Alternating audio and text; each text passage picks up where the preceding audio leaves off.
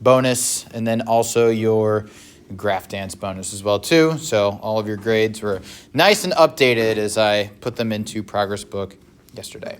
So, all right, here we go.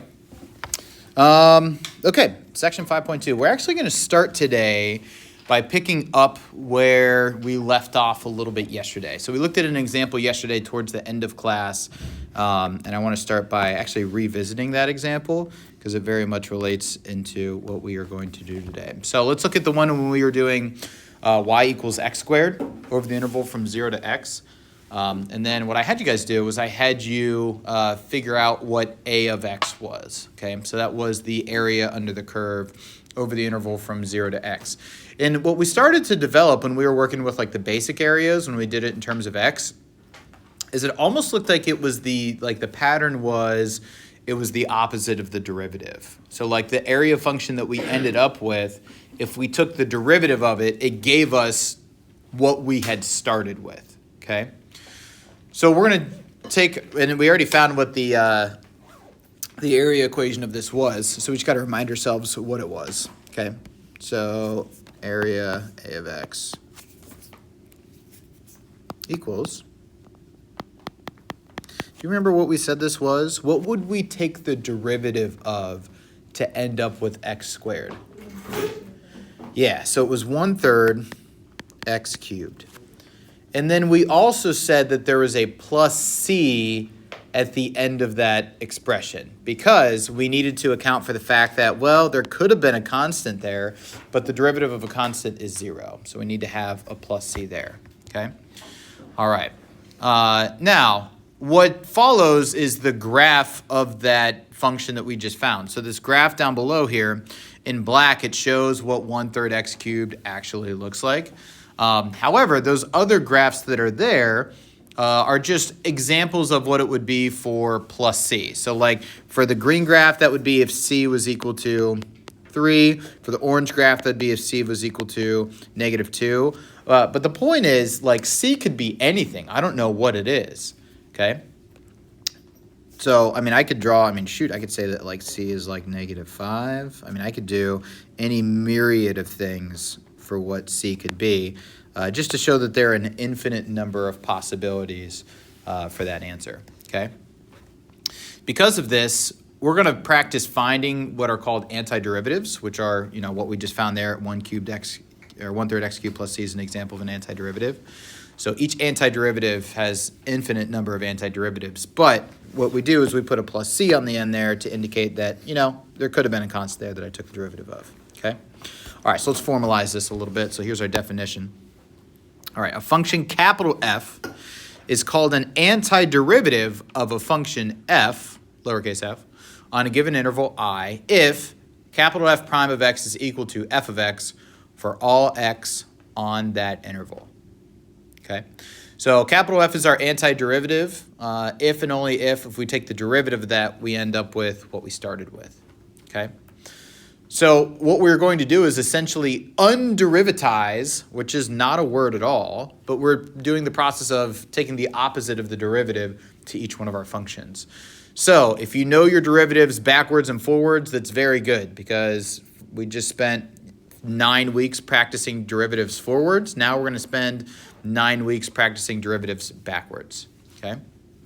Which kind of gets a little tricky because you got to keep them straight in terms of like going forwards and backwards, okay? All right, so if capital F of x is an antiderivative of lowercase f on a given interval and c is any real constant, then capital F of x plus c is also an antiderivative of f on that interval, which means you have an infinite number of general antiderivatives, okay? All right, other words you're going to hear me use and words that I kind of alluded to from yesterday is integration and integral and integrate.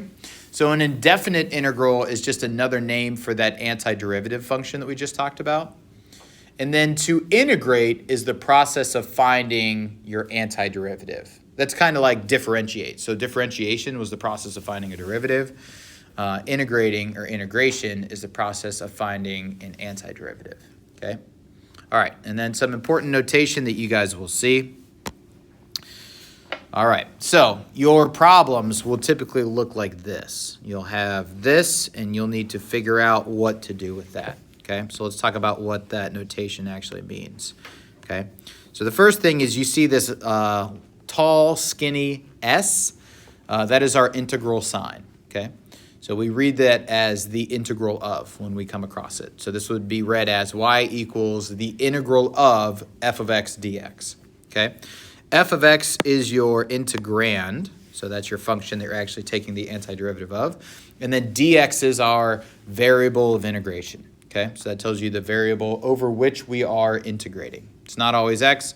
We could be doing like f of theta d theta, f of t dt, f of r dr, whatever. Okay. And then your antiderivative, which is what we are going to find, is what is underlined here. And that is what we'll spend most of our time finding over the next two sections. Okay. But you'll see that attached to each one of our general antiderivatives is what is called a constant of integration. We usually denote it as plus c, okay? And that's to indicate that we could have an infinite number of antiderivatives for any one of our problems, okay? All right, enough notation. You can always come back to that if you need to. All right, let's do this real quick. Let's say I had x to the fourth, and I want to take the antiderivative of x to the fourth. So this requires power rule, which I have to the left there. But let's do that real quick. So if I wanted to take the opposite of the derivative of x to the fourth, you can think about it this way. What would I need to take the derivative of to end up with x to the fourth? What would my power have been? The fifth, right? So it'd be x to the fifth, okay? And then normally that 5 would come out in front and multiply, right? So the fact that I have no 5 in front of my function there, I need a 1/5 there. Very good. So there would have to have been a 1/5 there. And then we're going to say plus c. Okay? So then to actually formalize that, my power rule is to the left. So x to the nth power dx is equal to 1 over n plus 1 times x to the n plus 1 and then plus c. N cannot equal -1. For obvious reasons, if n equals -1, we would be dividing by 0. Okay? All right, so you guys got used to power rule for differentiation. Here's our power rule for integration. We just need to think about we go the opposite direction. So I usually do it this way. I usually think like, okay, what power should I get? Instead of subtracting 1, I'm going to add 1 this time. And then you multiply it by 1 over whatever that power is. Okay? When we have fractional exponents, power rule still holds true. We'll look at how we handle those in a second. And then what I copied down below into the sheet is a table that has a bunch of basic differentiation formulas and then also a bunch of basic integration formulas because they go hand in hand with each other, okay? This is not in your textbook. This came from a textbook that I taught out of in the past. Honestly, I think it came out of the textbook that I used when I was in high school. So anyway, but let's start here. So like these are all properties of your integrals that we can use. So these are important properties. We did properties of derivatives, but we can do properties of integrals as well too, okay? So let's just start right here. So if you're taking the integral of k times dx, that'd be like taking the integral of 5 dx. That would mean like, hey, what would you have to take the derivative of to end up with 5? It would have had to have been 5x, right? So the antiderivative of k dx is kx plus c, so 5x plus c, if we did that example, okay? If I want to write that off to the side, you don't have to write this, but the integral of 5 dx would be 5x plus c, okay? Now, likewise, when we were taking derivatives of a constant times a function, so this is derivatives. When I did derivative of a constant times a function, that's just equal to that constant times the derivative of that function. So likewise with integrals, if I have the integral of some constant times a function, I can actually pull that constant outside of my integral and just focus on taking the antiderivative of f of x inside of that, okay? So I'll do that pretty common, so I wanted to make sure that I called that out for you guys, okay? If you try to take the antiderivative of 0, what would you have to take the derivative of to end up with 0? It would be c, so that's why that rule is there. And then, hey, when you took the derivative of two functions added or subtracted from each other, your result was just the derivatives added and subtracted. So the derivative of f of x plus g of x was f prime of x plus or minus g prime of x, okay? Same thing holds true with antiderivatives. Typically what we do is we take the antiderivative of each individual piece. So think about like polynomials. When you have a polynomial, you have a bunch of different terms that are added and subtracted from each other. So when you take the antiderivative of a polynomial, you just take the antiderivative of each individual piece. So that's what this property is saying right there, okay? All right. And then, so the power rule's listed there. I wrote it in LaTeX up above for you guys as well too. Now we get into trig, okay? Trig is a bit difficult to think about because truly what you're doing is you're thinking about the opposite of that function, okay? Or what would I need to take the derivative of to end up with what is inside of my integral, okay? So like the derivative of sine is cosine, which means the antiderivative of cosine is equal to sine, okay? So that's what it says here to the right. The antiderivative of cosine is equal to sine. Because again, what would you need to take the derivative of to end up with cosine? It would be sine, okay? You need to be careful in this respect though. The antiderivative of sine is negative cosine. Because if you take the derivative of negative cosine, the derivative of cosine is negative sine. So you would need that negative there to make it positive. So the antiderivative of sine is equal to negative cosine. So that's a bit tricky. I'm going to show you how I memorize that off to the side here. So I think about it like this. Like, let's say you start with sine of x. You guys tell me, what's the derivative of sine? Okay. What's the derivative of cosine? What's the derivative of negative sine? What's the derivative of negative cosine? Sine. So then I would just start the cycle back over again, right? If you are differentiating, you are going down this list. So if you're differentiating, you're going down that list, like the derivative of sine is cosine, derivative of cosine is negative sine, whatever. Like this is what I have in my head when I do any one of these problems. When you're taking the antiderivative, you would actually be going up that list, right? So if I'm taking, or if I'm integrating rather, you'd be going up that list. So the integral of cosine is going to be sine, okay? The integral of sine would be negative cosine, and it would start that cycle at that point, okay? The integral of negative cosine would be sine, okay? So that's what I play in my head when I do these types of problems, okay? Now, all those same principles apply to like tangent, secant, cosecant, cotangent, okay? In the past, we learned derivative of each one of those individual functions. Derivative of tangent was secant squared, derivative of secant is secant tangent, derivative of cotangent is negative cosecant squared, and derivative of cosecant is negative cosecant cotangent. That's not going to work this time around, okay? The only antiderivatives that we can take for now are the ones that we know the derivatives of. So for example, like you'll see on this list, nowhere in there is the antiderivative of tangent. That's not there, okay? We'll get to it eventually, but that's not on our preliminary list because I don't know how to take the derivative of something and end up with tangent, okay? I can take the derivative of tangent and secant squared, so because of that, the antiderivative of secant squared dx is there, okay? Because again, this is what you're taking the derivative of to prove that part, okay? Why did I do a dotted line? Okay. And then the derivative of secant is secant tangent, so the antiderivative of secant tangent is equal to secant, okay? The derivative of negative cotangent is cosecant squared, so the antiderivative of cosecant squared is cotangent, okay? All right, and then also the same with cosecant. Am I moving this around? That's unfortunate.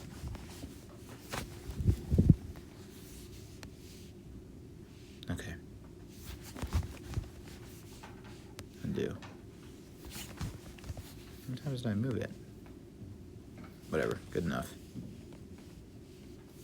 Bro. One last time, undo. Okay. All right, so down below, for example, we know that if our function sine of x, the derivative of sine is cosine, that means the antiderivative of cosine is equal to sine of x plus c. Okay, same thing for tangent. If g of x is tangent, we know the derivative of tangent secant squared. So the antiderivative of secant squared is going to be tangent x plus c. Okay, and then same thing with secant tangent. All right, let's do one where we actually put it into that notation though. So let's say f of x is the square root of 1 plus x squared. What would our derivative be? In order for me to compute my derivative, what do I need to do? How do I take the derivative of that?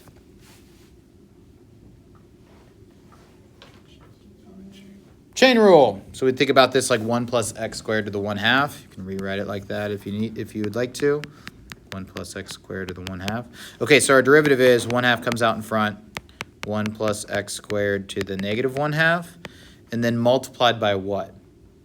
2x. Good. So then if I take some time to simplify it, my 2 and my 1/2 cancels out. My x stays in my numerator.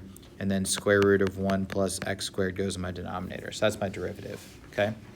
So if I rewrite this as an integral, the integral of x over square root of 1 plus x squared dx is going to be equal to what my original function was, which is square root of 1 plus x squared plus c.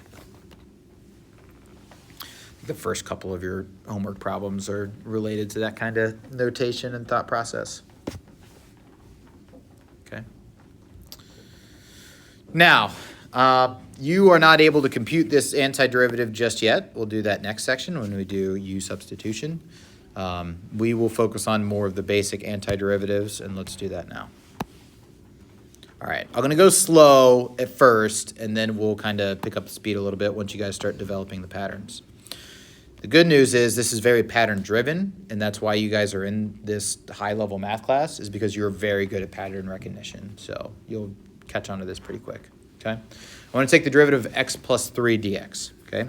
So what I'm actually going to do, and I'm not always going to do this, but because it's one of the first ones we're doing, I'm going to.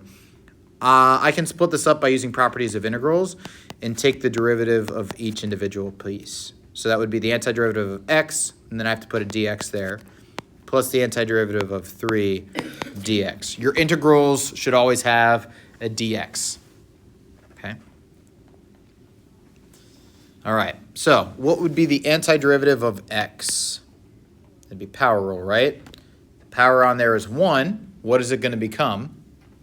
2. So what's going to be in front? Yeah, so 1/2 x squared. Good. Plus the integral of 3 dx. What would I need to have taken the derivative of to end up with 3? 3x. 3, yeah, so it'd be 3x, and then I have a plus c at the end. So that's my antiderivative. Okay? So when you have terms that are added and subtracted from each other inside of an integral, you just take the derivative of each one individually. However, notice that is not a property for multiplication. So like I had that property there right here, this underlined one, but there is no property that says the integral of f of x times g of x dx is equal to the integral of f of x dx times integral of g of x dx. That is not a thing, okay? So those are not equal. Furthermore, there is no such thing as product rule of integrals. There's no such thing as quotient rule of integrals either, okay? There's kind of a chain rule, but we'll get to that tomorrow, okay? All right, what's my next one? X to the 5th dx. Very good. So 1/6 x to the 6th plus c. My new exponent becomes 6, so I need to multiply by 1 over that value. So that way it would cancel out if I took the derivative, okay? Which, by the way, if I did take the derivative of this, d over dx of 1/6 x to the 6th plus c, what would I get? Well, my 6 would come out in front and multiply the 1/6 to cancel out. So I'd have x to the 5. And then plus c, the derivative of that would be 0. So that matches what is inside of that integral. Okay, so the red is just a check, not necessary, but I just wanted to show you how those things relate to each other. All right. Okay, 4 sine of x dx. So what I can do, and maybe it benefits me to do this, is I can take that 4 and toss it in front of my integral. So 4 times the integral of sine of x dx. So then I'm just focusing on the sign that's inside of there. Usually I'll do that part in my head, so I won't show that, but I wanted to show it for this one at least, okay? All right, what would I have to take the derivative of to end up with positive sign? Yeah, it's negative cosine. So you can think about that chart like off to the side if you would like to. But what we should end up with is negative 4 sine of x. Nope, sorry.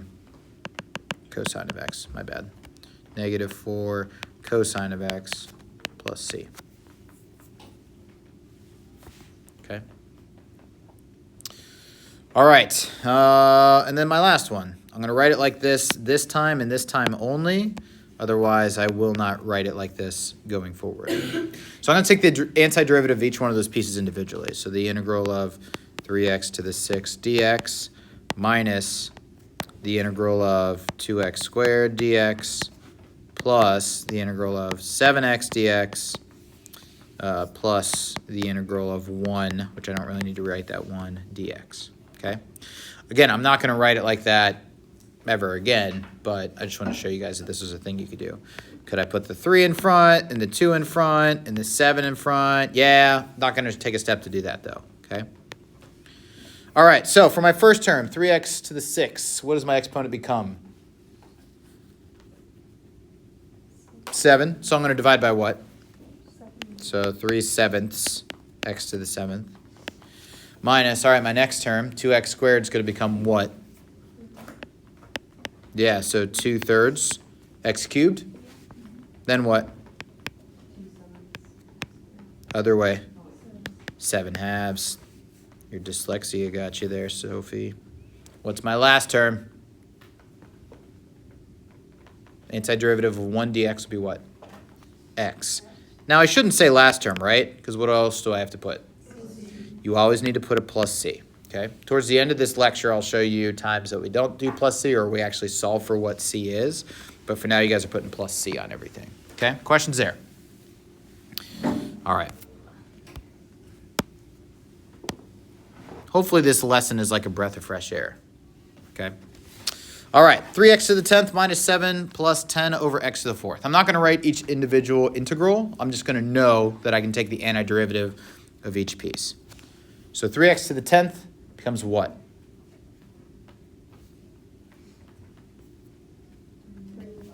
3/11. X to the 11th. And then what? Minus, what is it? 7x. Good. My last term, I don't know, I might benefit from a rewrite. Would you guys agree? What do you want to make it, Kira? Yeah, so plus 10x to the negative 4th. We kind of write that off to the side a little bit so I can think about it that way. Even though negative 4 is, even though my exponent is negative, the power rule still applies. Okay, so what will my exponent become? You said what? Negative 3. Good. So that means I'm going to have to divide by negative 3, right? So I'm going to say plus 10 over negative 3, and then x to the negative 3rd plus c.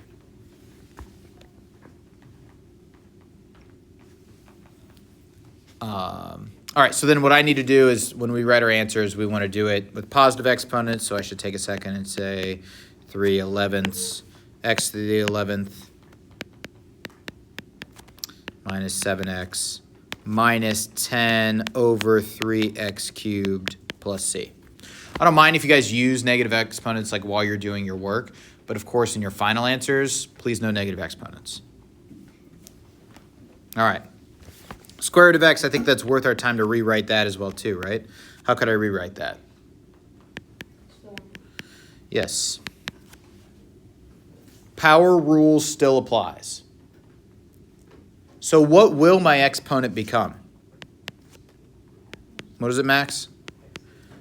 Yes. So you could put, 1 over 3/2 out in front and then plus c. Although 1 over 3/2 is the same as what? 2/3. Yeah, so you could just do the reciprocal each time and make it 2/3 x to the 3/2 plus c. And then if I were to write this as not a fractional exponent, I would say that this is 2x cubed, I should say 2 square root of x cubed over 3 plus c.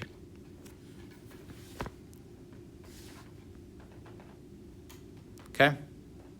Uh-oh. I talked about like products when I did properties. What I didn't write though is, I mean, likewise, there is no such thing as the integral of f of x over g of x dx equaling like, you know, integral of f of x over integral of g of x. Like that, this is not a thing, okay? Likewise, there's no quotient rule for antiderivatives either, which means you've got to get creative in how we rewrite or algebraically manipulate or trigonometrically manipulate our expressions, okay? So I have sine of x over cosine squared x. I'm telling you that I can't take the antiderivative in the form that it's in right now. So I have to do something else. We got to be real clever to figure out what we have to do. Any ideas?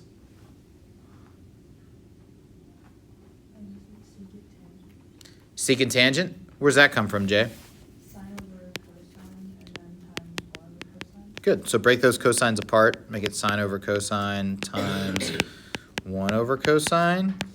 All right, well, let's see where that gets us. You said sine over cosine is tangent, and then 1 over cosine is secant. I still have two things multiplied by each other instead of divided. Why does that benefit us, Jay? You're right. That's one of the things, right? We know that the derivative of what is secant tangent? Secant, right? The derivative of secant is secant tangent, which means I can take the antiderivative of secant tangent. Okay? So this is going to be secant of x plus c. It's tricky. Tricky. It's triggy. All right. I won't do that again. All right. Let's do these. We'll do some more rewrites. I am a dad, so dad jokes just kind of...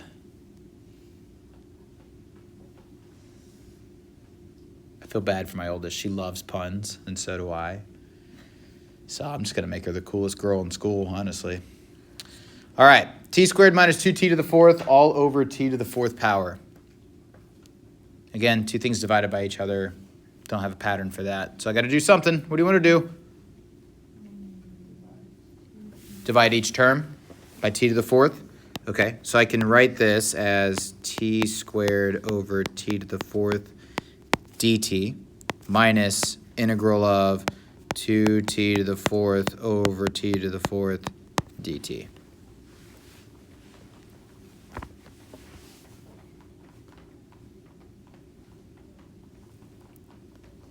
All right, how can I simplify my first term?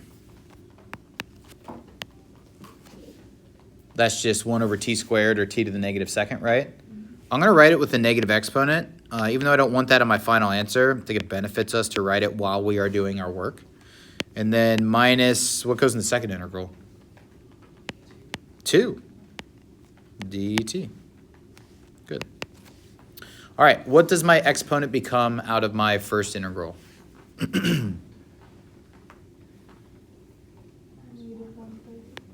going to be negative first. So 1 over negative 1 t to the negative first. So add 1 to negative 2.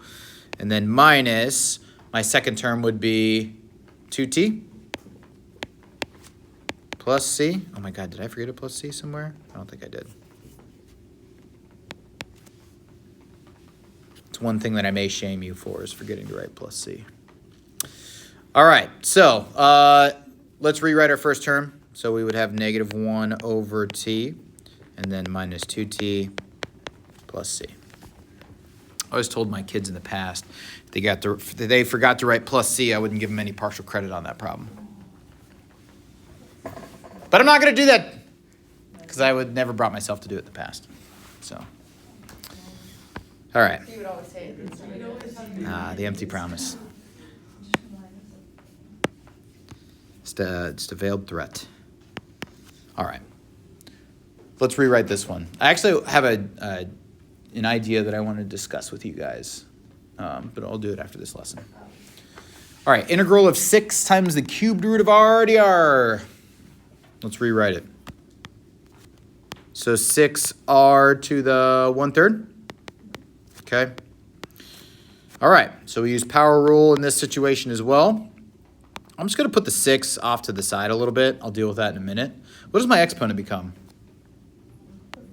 Okay, so 4/3, which means I should multiply by what? Yes, let's do the reciprocal of that. Instead of dividing by 4/3, let's just multiply by 3/4. And then plus c. What is 6 times 3/4? 18/4 or 9/2? R to the 4/3 plus c. Otherwise known as 9 times the cubed root of r to the 4th power over 2 plus c.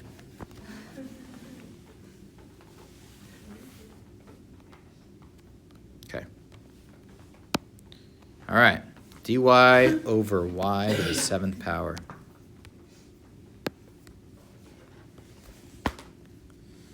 This is nothing different than just saying the integral of 1 over y to the 7th dy, which is nothing different than saying that's just y to the negative 7th dy. All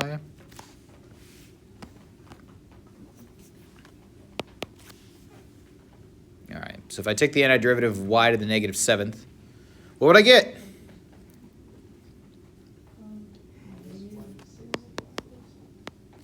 Yep. Can I just do it all in one fell swoop? 1 over 6, y to the 6 also in the denominator, plus c. You guys cool with that? Okay. I know this is day 1, the first 30 minutes of antiderivatives, but you guys are pretty intelligent, so. All right, we cool there? This is a pretty basic, pretty easy concept. Would you guys agree? Yeah. Here's what I need, though. I need you guys to practice this, because tomorrow it's going to go from 0 to 100. Okay?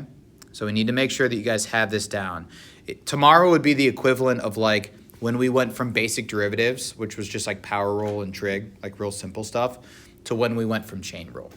And I mean, you guys are good at chain rule now, but the first day of us seeing chain rule was kind of complicated, right? So when we do integration using substitution next section, it really requires a strong knowledge base of what we are doing here today. So please practice this tonight, okay? All right, differential equations. Okay, so a differential equation is nothing more than an equation that involves a derivative of an unknown function, okay?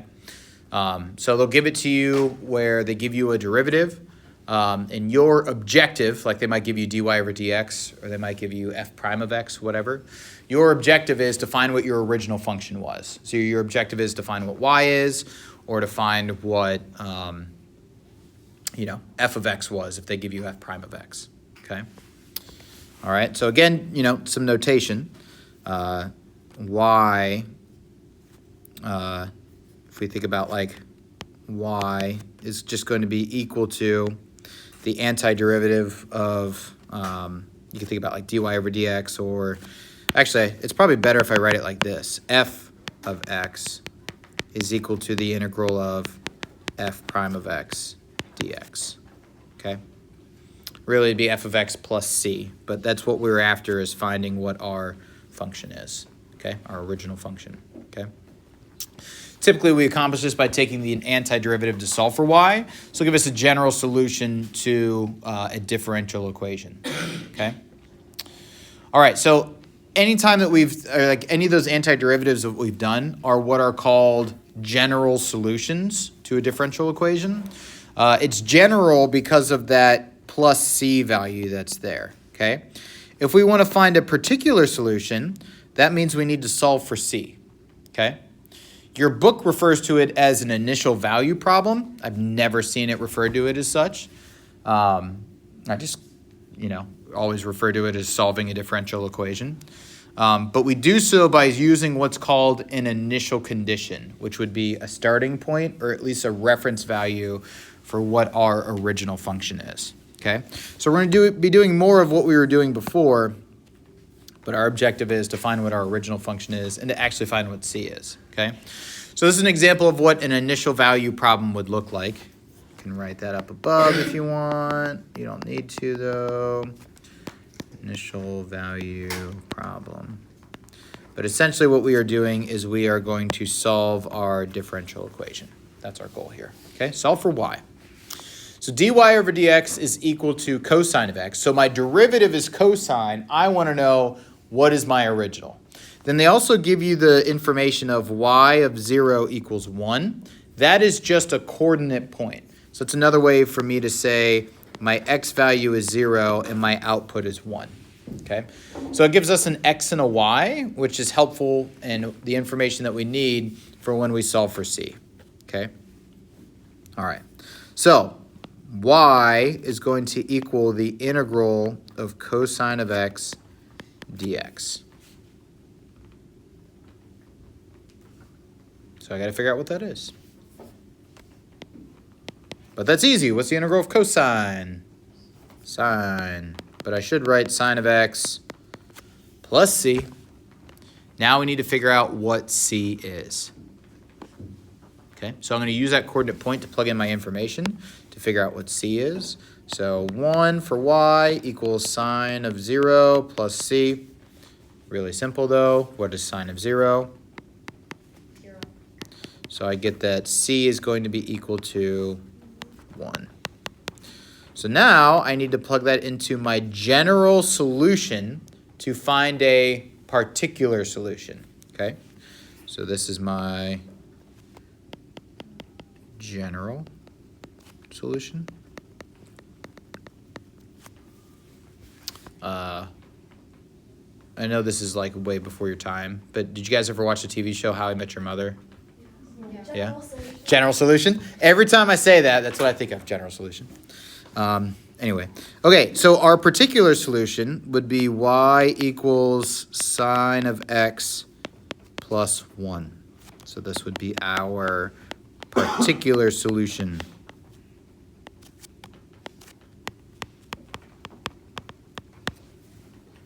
All right, let's do another one. All right, given f prime of x equals x cubed, we want to find our original function f of x if the coordinate point 2, 1 is on the graph.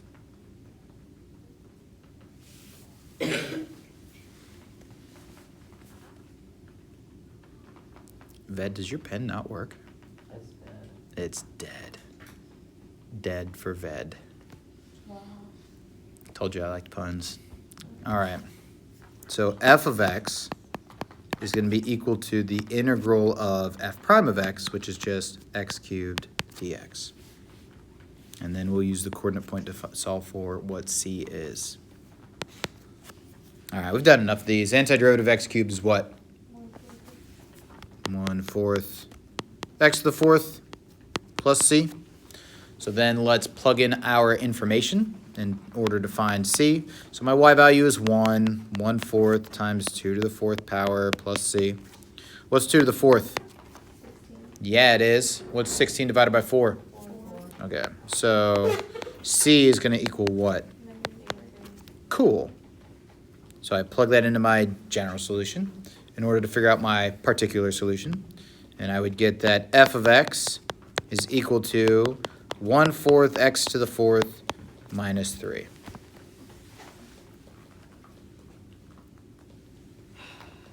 Yeah, I know. It's riveting. Questions there? Hey, how well do you guys know your trig identities? Know them. Oh, that's super fantastic, because we're going to have to use them. We're going to have to do some deep dives on some trig identities. So I did want to at least bring a couple up, just in case, just maybe, possibly in case, on the off chance that you could use them in your homework tonight. Yeah. All right, so first of all, cosine of 2 theta is equal to 1 minus 2 sine squared theta. Remember that? And cosine 2 theta is also equal to 2 cosine squared theta minus 1. Do you remember what those identities are called? You don't remember those? I didn't say that I knew them. Kira did. Okay. What are they, Max? Yeah, so those are part of our double angle identities. It is right there. Other identities that you've learned of in the past would be like half angle identities. I don't imagine you guys will use those. I don't know for sure though. But double angle identities are good. You'll probably use those. And then just basic Pythagorean identities. What's the most basic Pythagorean identity that we learned? I don't know. Yeah, you do. Plus cosine squared x equals 1. Yeah, so we all remember that one. Sine squared plus cosine squared equals 1. And then, of course, you can use that identity to get your other identities related to your other trig functions. So, for example, if I wanted the one that dealt with like tangent and secant, for example, I could divide everything by cosine squared.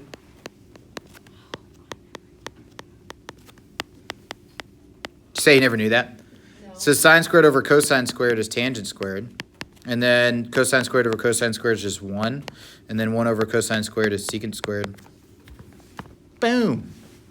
And then you can do similar ones for cosecant and cotangent as well. The more you know. Okay, just wanted to, remind you guys that those are things that exist in case you see them, okay? Your homework has a lot of problems, but how many examples did we just blow through? A ton, And I'm also going to give you guys the rest of the class period That was so kind. to work on your math homework. I'm also going to pass back anything that I have of yours, tests, quizzes, things like that. So I'll pass. Huh? What's in progress book? Yeah. Got it in right under the wire. So anyway, I'm going to give you guys this opportunity, work in class on these problems. In the beginning, the instructions might be a little weird for the first couple ones, but all relates to what we did in class. Okay. All right. Super. Let me.